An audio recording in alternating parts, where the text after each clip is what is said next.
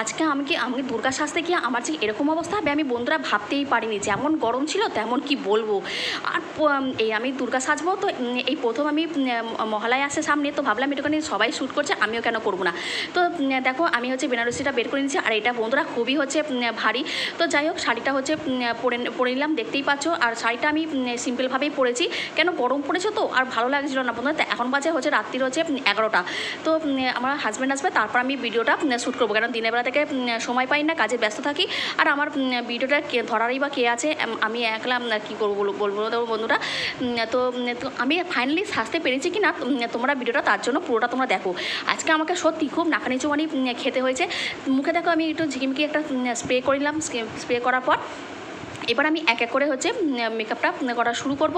আর বন্ধুরা এই গরমে সত্যি কথা যাদের এসি আছে তাদের পক্ষে তো খুবই ভালো, মেকআপটা ধরে রাখতে পারে, কিন্তু আমাদের তো এসি ছিল না। তো তার মধ্যে প্রচুর গরম, কি বলবো, এরকম যে আশ্বিন মাসে যে গরম পড়ে এটা আমি প্রথম অনুভব করলাম। আমার মতো সবাই হয়তো। তো দেখো এক এক করে ঝিকিমিকি সব ক্রিমগুলোকে বের করলাম আর মুখে হচ্ছে ফাটফাট করে মেখে নিলাম। তো ল্যাকমি হচ্ছে 95 আর ল্যাকমি ক্রিম দুটোকে মিশিয়ে একটু ফর্সা হওয়ার চেষ্টা করছি, যাতে আরও আমাকে ফর্সা লাগে।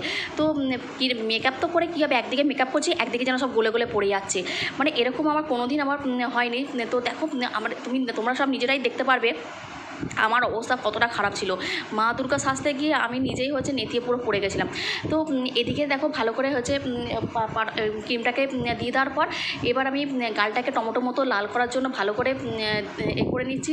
আবার তার উপর দিয়ে আর একটু পাউডার বুলিয়ে নিচ্ছি, যাতে ঘামটা যাতে না হয়। যাও বা একটুখানি ঘামটা শুকিয়েছে, ভাবলাম মেকআপটা একটুখানি ধরলো। তো ভাবলাম এভাবে চোখটাও একটুখানি করবো, তার জন্য ভালো করে যে করে নিলাম। দেখো সেটা দিয়ে দেওয়ার পর এবার হচ্ছে আইলাইনার দিয়ে আমি চোখটাকে একদম টানা টানা করবো, কেন দুর্গা সাজতে হবে তো চোখটা একদম গেরির মতো থাকলে তো হবে না। চোখটাকে আমি টানা টানা করে দিয়েছি, কেন দুর্গা বলে কথা, চোখগুলো তো বড় বড় করতেই হবে। তো সেই বুঝে আমি চোখটাকে একদম টানা টানা করে দিয়েছি।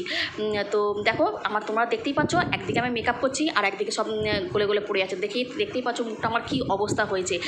তো এরপর আমি লিপস্টিক দিয়ে দিলাম। লিপস্টিক দেওয়ার পর এবার গাল দুটোকে আমি টমেটোর মতো লাল করব। তারপর ভাবলাম কি না, তার আগে আমি এক কাজ করি, টিপটা হচ্ছে পরে নিই। তো টিপটা একটু উঁচু করেই পড়েছি, কারণ নিচে আর একটুখানি কী বলবো ডিজাইন করতে হবে না। তো যাই হোক, তো এদিকে আমি কুমকুমটা খুঁজে পাচ্ছিলাম না, এদিকে তোরজো করে খুঁজতে ফাইনালি আমার হাতে কুমকুমটা চলেছে। তাই ভাবলাম চোখটা একটু এঁকে নিই। তো এই চোখটা আঁকতে গিয়েই বন্ধুরা আমার যত সমস্যা হলো। এই চোখটা আমি মিনিমাম 4 বার বন্ধুরা করেছি, 4 বার, কেন এটা কুমকুম দিয়ে করেছি। আর যতবার করছি আমার 4 বার চোখ একদম গলে গেছে, চোখ আর খুঁজে পাচ্ছিলাম না।